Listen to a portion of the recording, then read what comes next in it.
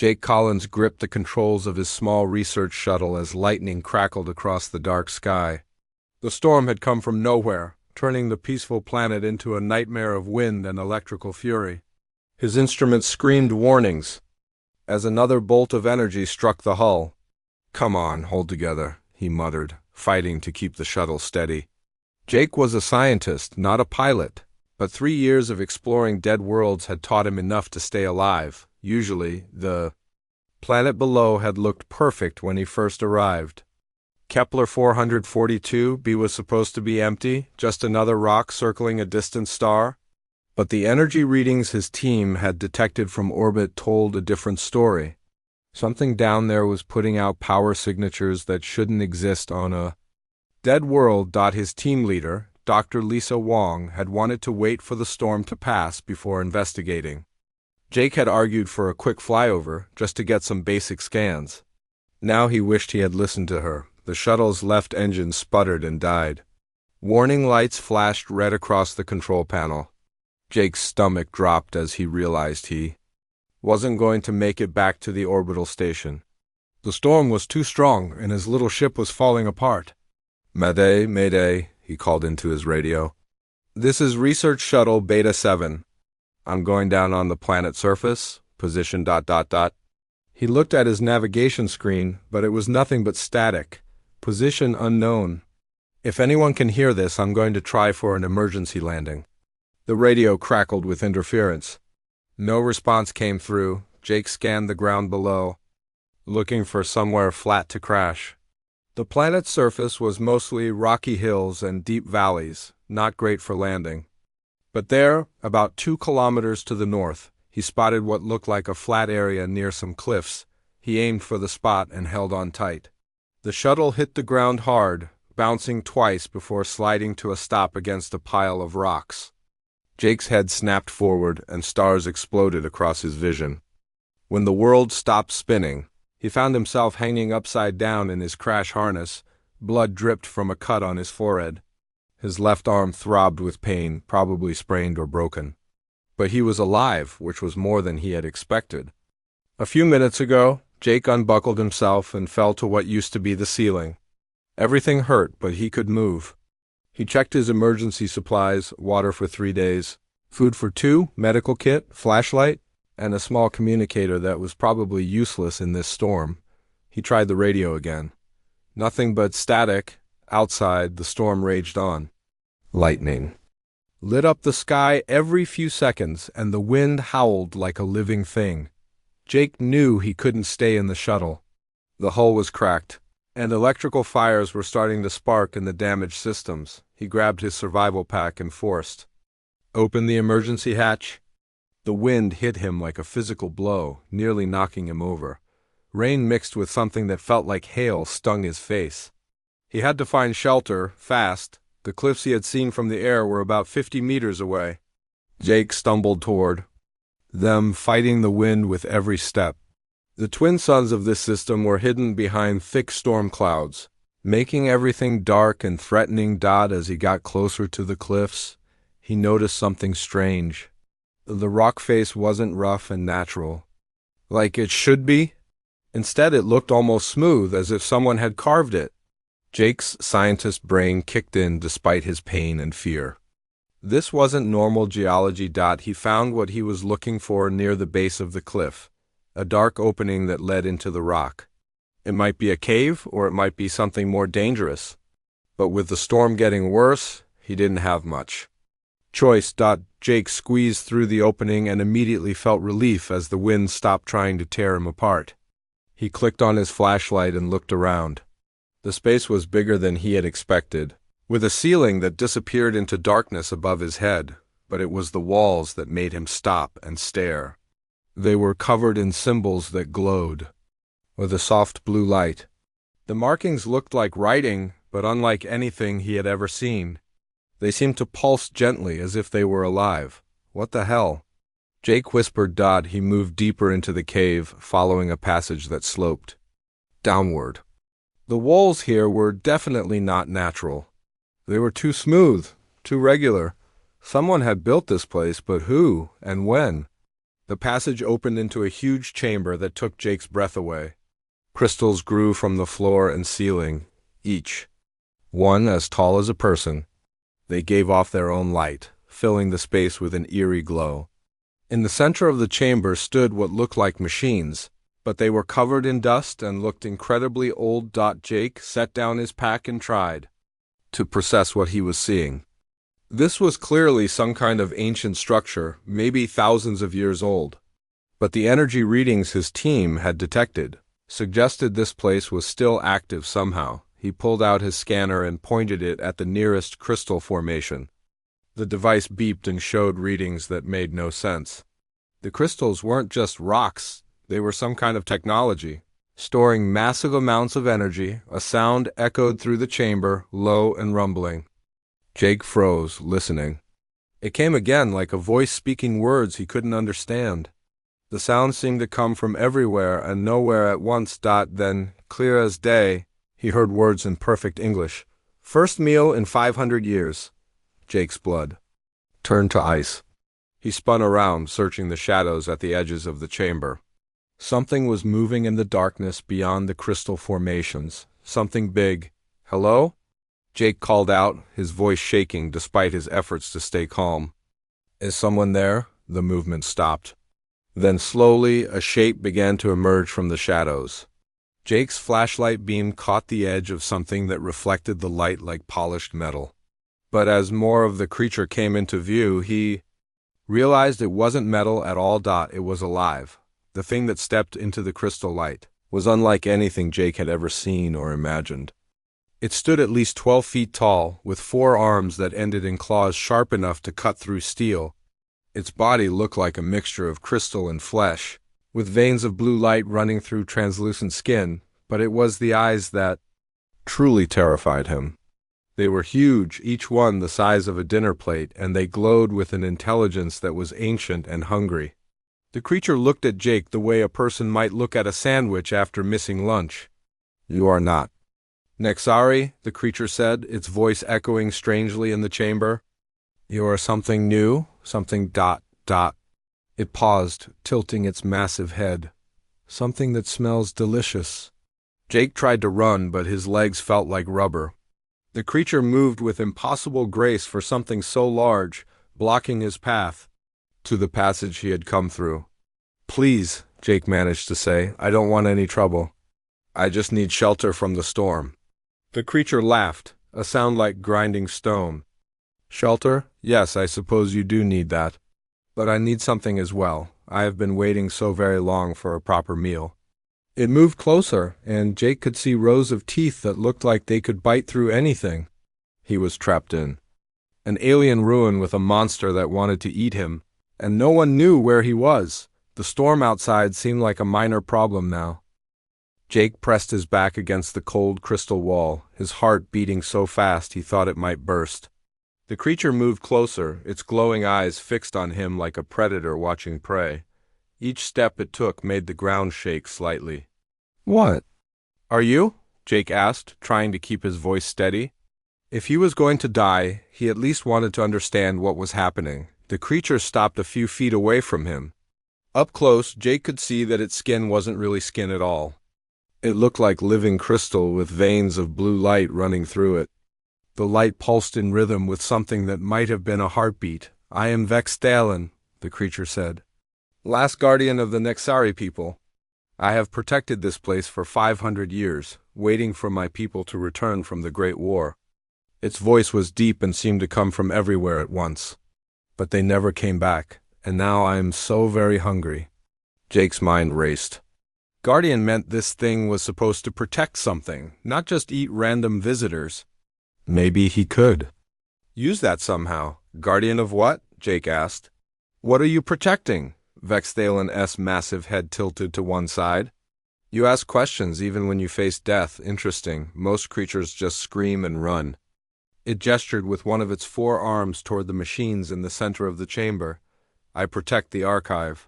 The memory of 1,000 dead worlds. The knowledge of civilizations that no longer exist. Jake stared at the dust-covered machines. They looked ancient, but if they really contained the knowledge of lost civilizations, They would be worth more than anything humans had ever discovered. The Nexari built this place? Jake asked. Built it, yes, but not just for themselves. Vex Thalen moved to one of the machines and brushed dust away from its surface. Symbols appeared, glowing softly. When the Great Purge began, when the machines started consuming worlds, the Nexari tried to save what they could. They gathered the knowledge of every species they could find and stored it here. Machines? What machines? Vextalen's eyes grew brighter, and Jake could see something like anger in them. The Harvesters. Metal creatures that eat entire planets to make more of themselves. They spread across the galaxy like a plague, destroying everything in their path. The Nexari and their allies fought them for 300 years, but in the end we lost. Jake felt a chill that had nothing to do with the cold cave. What happened to the Nexari? Some escaped to the edge of the galaxy. Others went into hiding on dead worlds like this one. I was left here to guard the archive until they returned. Vextalen's voice became sad. But 500 years have passed, and I have heard nothing. I think they are all dead now. And you've been alone here all this time? Alone and hungry. I need to feed on the life energy of thinking beings to survive. Usually I enter a deep sleep to preserve my strength, but the energy from your crashed ship woke me up. Vextalen looked at Jake with what might have been curiosity. You are? Not like the species in our records. What do you call yourself? Human, Jake said. I'm from a planet called Earth. Human. Vextalen seemed to taste the word. Yes, I can sense that you are different. Your life energy has a strange flavor. It might be quite tasty. Jake's mind was working frantically. This creature was obviously intelligent, and it had been alone for centuries. Maybe he could find a way to appeal to its sense of duty or loneliness. You said you were a guardian, Jake said. What does that mean exactly? I protect the archive and test those who seek to. Use it? In the old days, when beings came here seeking knowledge, they had to prove they were worthy. Most failed. Vextalen's claws clicked against the floor as it moved.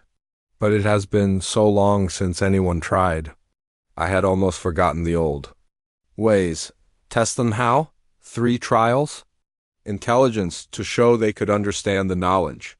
Courage, to prove they could face danger without breaking.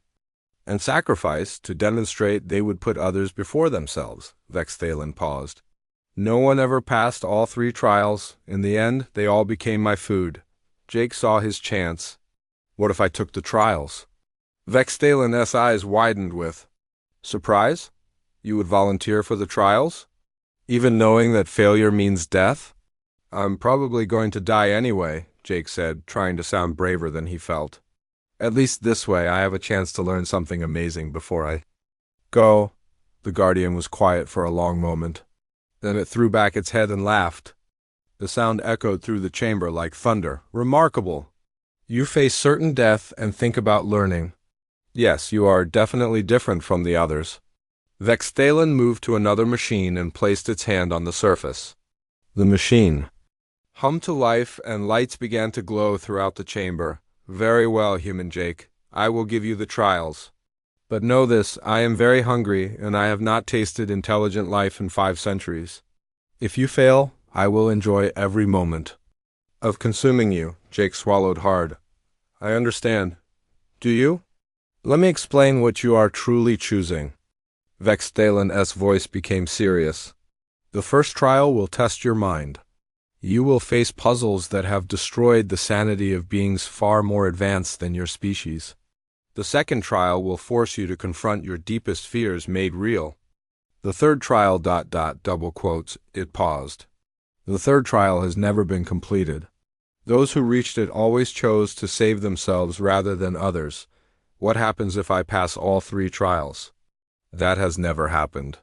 But according to the old laws, anyone who passes all 3 trials earns the right to access the archive. They become a guardian themselves, sworn to protect the knowledge for future generations. Jake thought about what that meant. If he somehow survived the trials, he would be stuck here just like Vextalen, alone for centuries. But he would also have access to the knowledge of 1,000 civilizations. The things he could learn, the discoveries he could make. And if I refuse the trials? Then you die now, quickly and with little pain.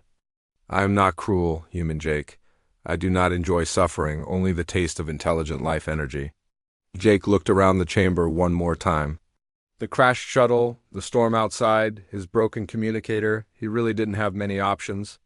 And despite the danger, part of him was excited by the possibility of seeing the archive. I'll take the trials, he said. Vexthalen's eyes glowed brighter. Excellent. It has been so long since I had proper entertainment. And if you fail, as you surely will, at least I will have had some fun before my meal. The Guardian moved to the center of the chamber and began touching symbols on different machines. The entire space began to change as hidden panels opened in the walls and floor. Jake could see chambers beyond, filled with strange equipment and glowing lights. The trials will begin immediately, Vexthalen said. There is no time to prepare, no chance to rest. This is how it was done in the old days, when the galaxy was young and full of hope. Jake picked up his pack and checked his supplies. He had water, some food, and his flashlight. Not much to face unknown alien trials with, but it would have to do. One more thing, human Jake, Vexthalen said as it led him toward the first trial chamber. The trials will show you things about yourself that you may not wish to see.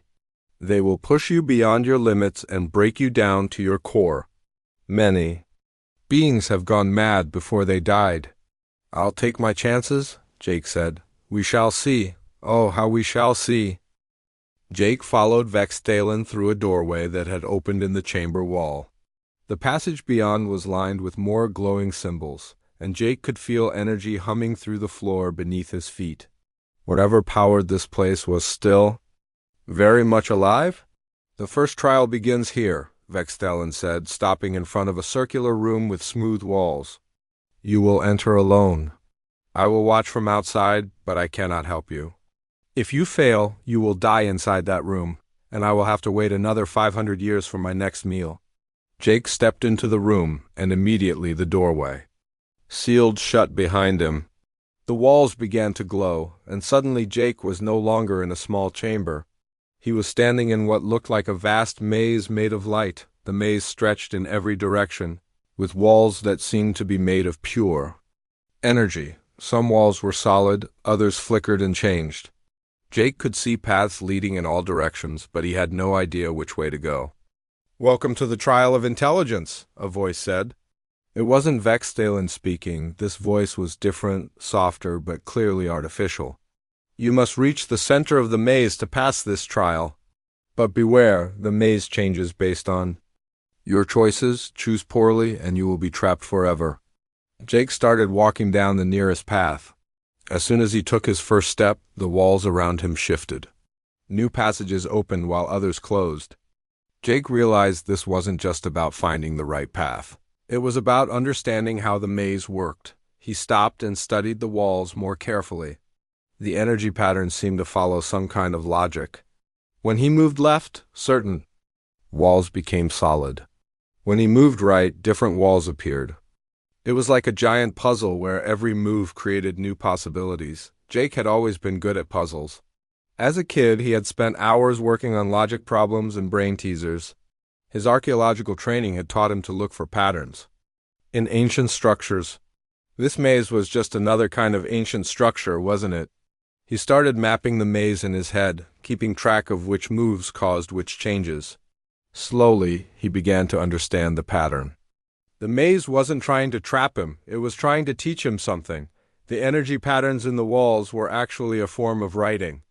Each time the maze changed, it was showing him symbols that meant something. Jake realized he was learning the Nexari language just by walking through the maze. As his understanding grew, the maze began to respond differently. Paths that had been blocked opened up. Walls that had seemed solid became transparent. Jake was no longer just trying to escape. He was having a conversation with the maze itself. By the time he reached the center, Jake could read basic Nexari symbols. The maze had taught him the foundation of their language, and in return he had proven he could learn and adapt to alien knowledge. Trial of intelligence complete, the voice announced. preparing trial of courage. The maze dissolved around him, and Jake found himself back in the circular room. The doorway opened, and Vexthalen was waiting outside. "Impressive," the Guardian said. "Most beings either give up in frustration or go mad trying to force their way through. You learned to listen to what the maze was teaching you." "It was teaching me your language," Jake said. "The whole maze was one big lesson." "Exactly. The Nexari believe that knowledge should be earned, not simply given. Are you ready for the second trial?" Jake nodded, though he was already feeling tired. The maze had taken more out of him than he expected. But he had come this far, and he wasn't going to give up now. Vexthalen led him to another chamber. This one completely dark. "The trial of courage will show you your deepest fears," the Guardian warned. "Most beings cannot face what they see and either die of fright or flee in terror. You must stay in the chamber until the trial is complete, no matter what you experience." Jake entered the dark chamber, and once again the door sealed behind him. For a moment nothing happened. Then the darkness began to change, and Jake found himself standing in a place he recognized with horrible clarity. He was back on Mars. 3 years ago, watching his research partner, Dr. Amy Carter, disappear into a collapsing cave system. Jake had been the expedition leader, but he had made a mistake in reading the geological surveys. The cave hadn't been stable, and Amy had been trapped when the ceiling came down. "Help me, Jake." Amy's voice echoed through the chamber. "Why didn't you save me?" Jake's hands shook as he watched the scene play out again. He had tried to dig through the rubble, but there had been too much rock. By the time the rescue team arrived, Amy was already dead. "You killed her," another voice said. Jake turned and saw his own face looking back at him, but twisted with hatred. "You're a failure. As a leader, you get people killed." The scene changed, and Jake was watching his parents' funeral. He had been off-world when they died in an accident, too busy with his research to visit them.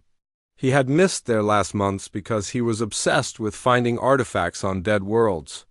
"You cared more about rocks than about us," his mother's voice said. "We died alone because you weren't there." Jake felt tears on his face. These weren't just fears, they were his worst memories, the things that haunted him every night. The trial was forcing him to face every mistake he had ever made. Every person he had failed to save or help. The visions kept coming. Friends who had died in accidents while he was away. Colleagues who had needed his help but hadn't received it. Every person he had ever disappointed or let down. But as the trial went on, Jake began to understand something. Yes, he had made mistakes. Yes, people had died, but he had also tried to help. He had dedicated his life to understanding the universe so that humanity could learn from other species' mistakes. Amy's death had been an accident, not murder. His parents had understood why his work was important. The friends who had died would have wanted him to keep exploring, keep learning, keep pushing the boundaries of human knowledge. "I'm not perfect," Jake said aloud.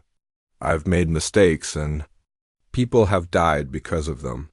But I'm trying to do something good with my life. I'm trying to learn things that will help humanity survive in a dangerous universe." The vision stopped. The chamber filled with light, and Jake found himself standing alone in the empty room. "Trial of courage complete," the voice announced. Preparing trial of sacrifice, Jake was exhausted. The emotional weight of reliving his worst memories had drained him more than physical pain could have. But he had passed 2 trials, something Vexthalen had said no one had ever done. The door opened, and the Guardian was waiting, but this time Vexthalen looked different. The predatory hunger in its eyes had been replaced by something like respect. "You faced your fears and accepted your failures without breaking," Vexthalen said. "That takes strength that few beings possess. But the third trial is different. It will ask you to choose between your own life and the lives of others." "What do you mean?" "You will see. Come, let us finish what we started." Jake followed Vexthalen to the final chamber. This one was larger than the others, with what looked like a control panel in the center. Around the edges of the room were transparent tubes, each one containing what appeared to be a person. "These are holographic projections," Vexthalen explained. "They are not real, but they will seem real to you. The trial will put you in situations where you must choose between saving yourself and saving them. Most beings choose to save themselves. Jake approached the control panel. He could see the people in the tubes more clearly now, men, women, and children from different species. They looked frightened and helpless. Remember, Vexthalen said, they are not real. You could let them die and save yourself, and no actual harm would come to anyone. Jake looked at the Guardian. But that's not the point, is it? No, Vexthalen said quietly. It is not, the trial began. The control panel came to life under Jake's hands. Suddenly, he was no longer in the chamber with Vexthalen. He was standing on what looked like a spaceship bridge, and alarms were blaring everywhere. Emergency! Emergency! A voice called out, Hull breach in Section 7. All personnel evacuate immediately. Jake looked around and saw the holographic people he had seen in the tubes. They were crew members running in panic through the corridors. But something was wrong with the escape pods. They weren't working properly. There's only one pod left, a woman shouted. And it can only hold one person, Jake realized what was happening. The trial was forcing him to choose between his own escape and helping others. He could take the last pod and save himself, or he could try to fix the broken pods and risk dying with everyone else. Without hesitation, Jake ran to the damaged escape pods. He pulled out his tools and started working on the control systems. The ship was shaking apart around him, and he could hear the hull cracking under pressure. You're crazy, one of the crew members yelled. Save yourself. We're already dead. Jake ignored him and kept working. He managed to get 2 more pods working before the ship exploded. The last thing he saw was the crew members escaping to safety while he was consumed by fire. The scene changed. Jake was now in a burning building, and he could hear children crying. Somewhere in the smoke?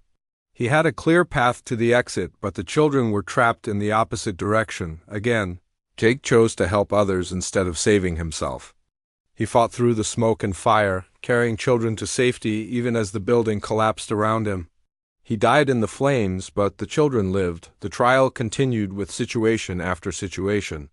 Each time, Jake was given the choice between his own safety and the lives of others. Each time, he chose to help others, even though he knew they weren't real. A flooding city where he could escape in a helicopter or stay to help rescue trapped families. A plague-infected planet where he could leave in a shuttle or remain to help find a cure. A collapsing mine where he could run for the surface or stay to help trapped miners. Every single time, Jake chose sacrifice over survival. Finally, the trial ended. Jake found himself back in the chamber with Vexthalen, but he was exhausted and emotionally drained. He had died dozens of times in the trial, and even though he knew it wasn't real, it felt real. Remarkable, Vexthalen said, and its voice was filled with something Jake had never heard before. Wonder. In 500 years of testing, no being has ever made it past the trial of sacrifice. Most choose to save themselves the first time. They're given the choice. They weren't real, Jake said, breathing hard. But they felt real. And if I'm going to be the kind of person who saves himself while others die, even fake others, then what kind of person am I? Vexthalen stared at him with those huge glowing eyes. You have passed all 3 trials. According to the ancient laws, you now have the right to access the archive. The Guardian paused. But first, I must understand what you are. Your species is not in our records, yet you display qualities we have never seen before. The Guardian moved to the largest machine in the chamber and placed its hand on the surface.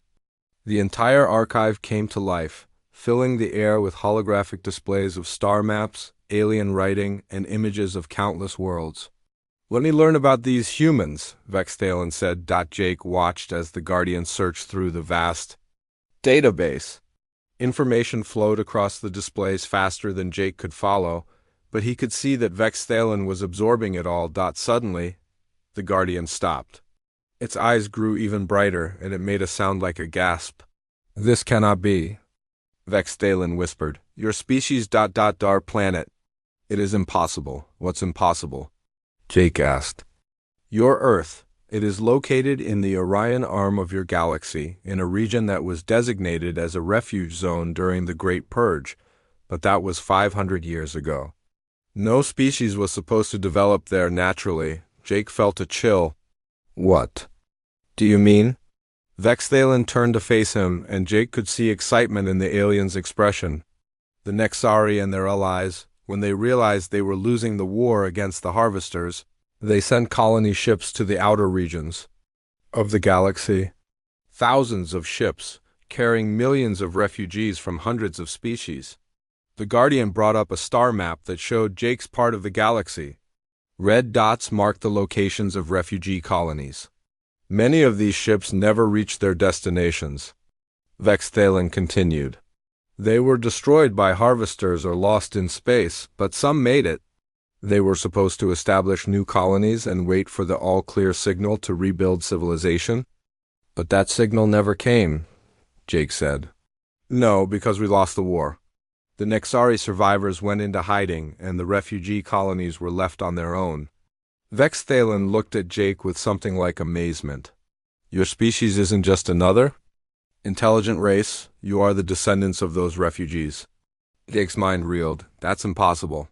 Humans evolved on Earth. We have fossil records, DNA evidence, ... Do you? Or do you have the records of a species that was transplanted to Earth? So long ago that they forgot their origins? Vexthalen brought up more displays. Look at these genetic patterns. Look at these cultural similarities. Your species shares DNA markers with at least 12 of the refugee species in our records. Jake stared at the evidence. Human DNA contained sequences that matched alien species he had never heard of. Human art, music, and literature showed patterns that were identical to those of civilizations that had died out centuries ago. We're not from Earth originally, Jake said slowly. We're the children of refugees who forgot they were refugees. More than that, Vexthalen said. You are the inheritors of a galactic civilization. The knowledge in this archive belongs to your ancestors as much as it belongs to the Nexari. The Guardian moved to another section of the archive and activated more displays. Jake could see star maps showing the locations of other hidden refuges throughout the galaxy. There are others, Vexthalen said. Dozens of other archives like this one scattered across the galaxy. Some are still active, with Guardians like myself waiting for someone to claim them. Others have been lost or destroyed. And the Harvesters, most, went dormant after they ran out of worlds to consume. But some are still active, still searching for survivors to eliminate. Vexthalen's expression grew serious. If your species begins to explore the galaxy in earnest, you will eventually encounter them. Jake thought about humanity's plans for expansion, the colonies they were planning to establish, the exploration missions that were already being organized. They were walking into a galaxy that was still dangerous, still full of ancient threats. What can we do? Jake asked. That depends on you, Vexthalen said. You have passed the trials. You have the right to access this archive and learn from it. But more than that, you have the right to awaken the other archives, to contact the other Guardians to rebuild the network of knowledge that once spanned the galaxy. The Guardian paused, and Jake could see it was struggling with a decision. I have been alone for 500 years, Vexthalen said finally. I have protected this archive and waited for my people to return. But my people are gone, and I am the last of my kind. I no longer know what my purpose is. Jake looked at the ancient being and understood. Vexthalen had been created to serve a civilization that no longer existed. It had been alone for centuries, with no one to talk to, no one to share its knowledge, with no one to care whether it lived or died. You don't have to be alone anymore, Jake said. If I'm really the heir to this galactic civilization, then I need a teacher. Someone who knows the old ways, who can help me understand what we're inheriting. Vexthalen's eyes glowed brighter. You would want my help, even though I intended to eat you? You were doing your job, Jake said. You were protecting something important. Now we can protect it together. For the first time since Jake had met it, Vexthalen smiled. It was a terrifying sight with all those teeth, but Jake could see the genuine happiness behind it.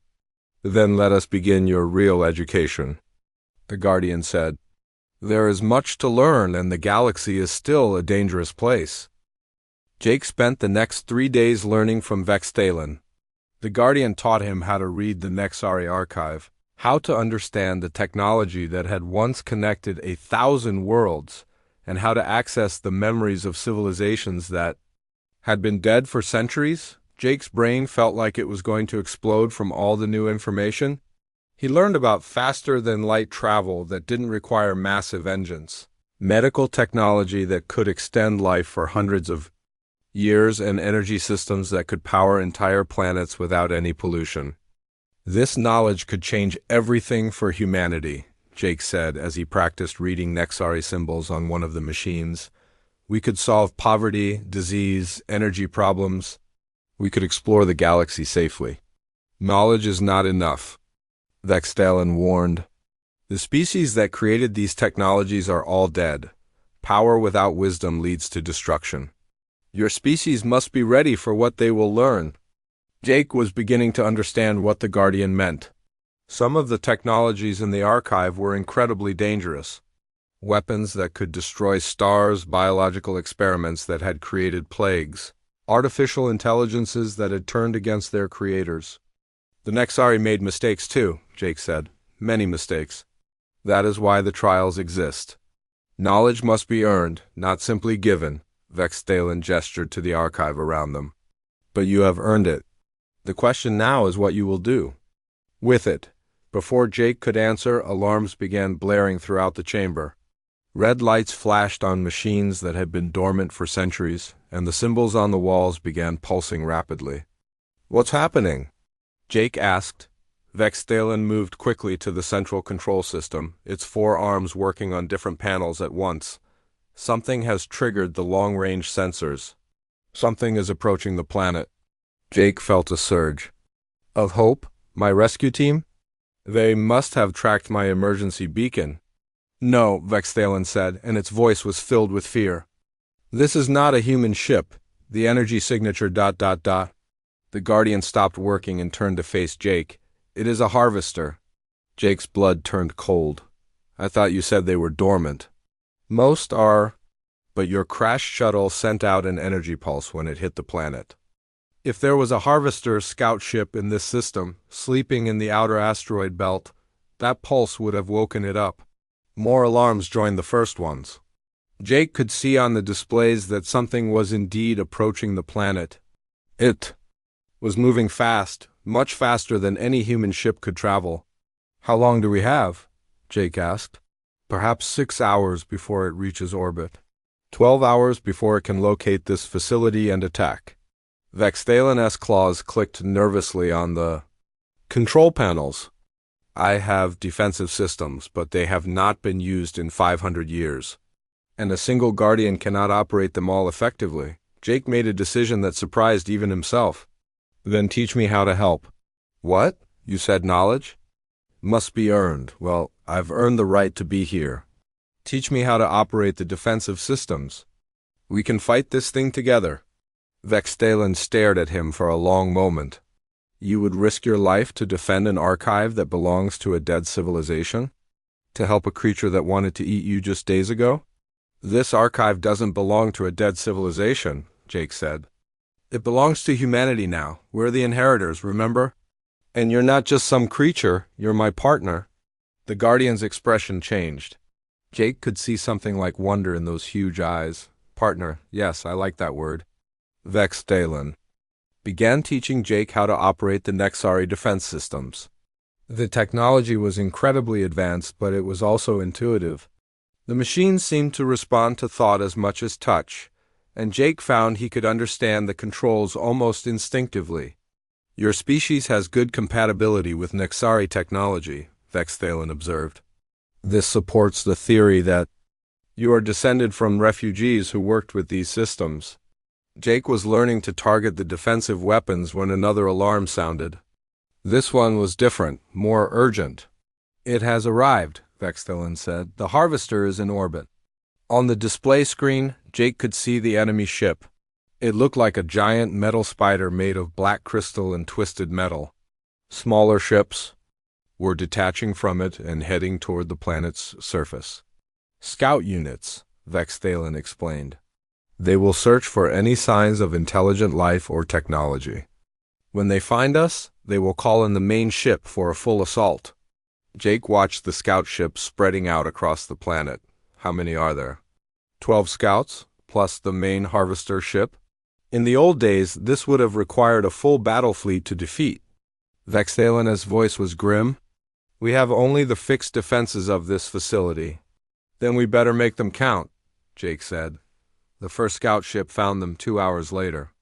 Jake watched on the display as it circled the area above their hidden cave, scanning for energy signatures.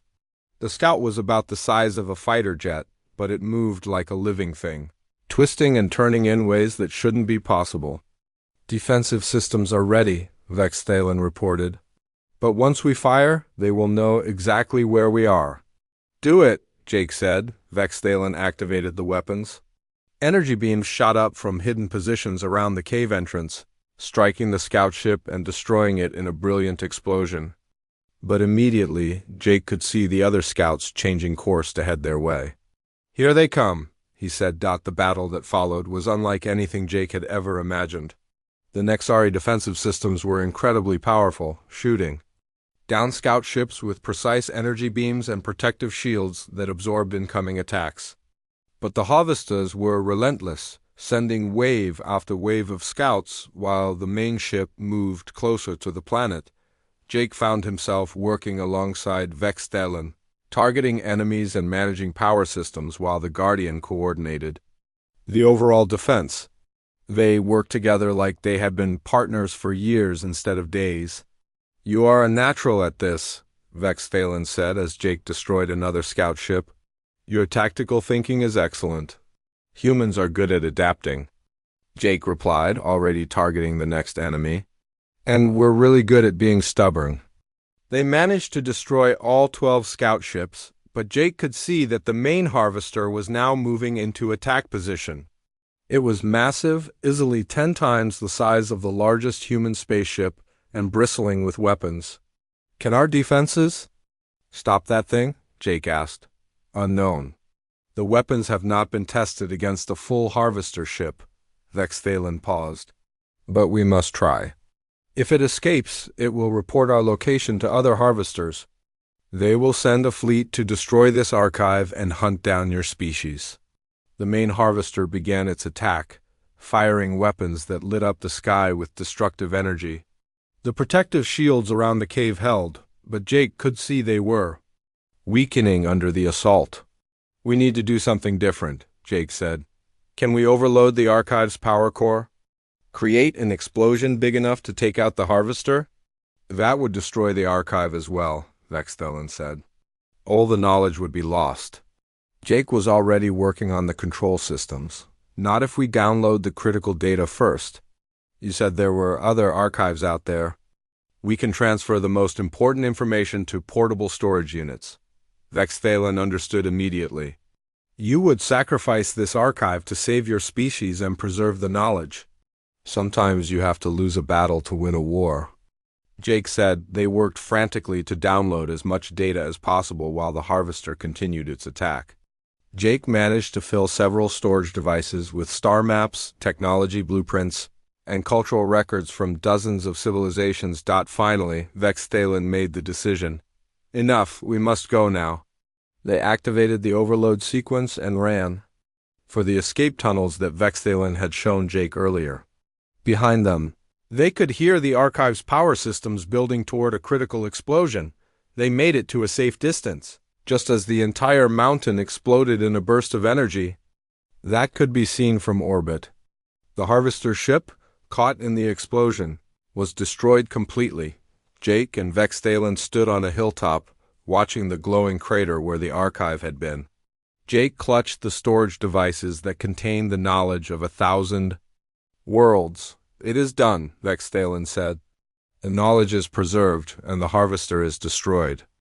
Jake activated his emergency communicator, hoping the explosion had cleared enough interference for a signal to get through.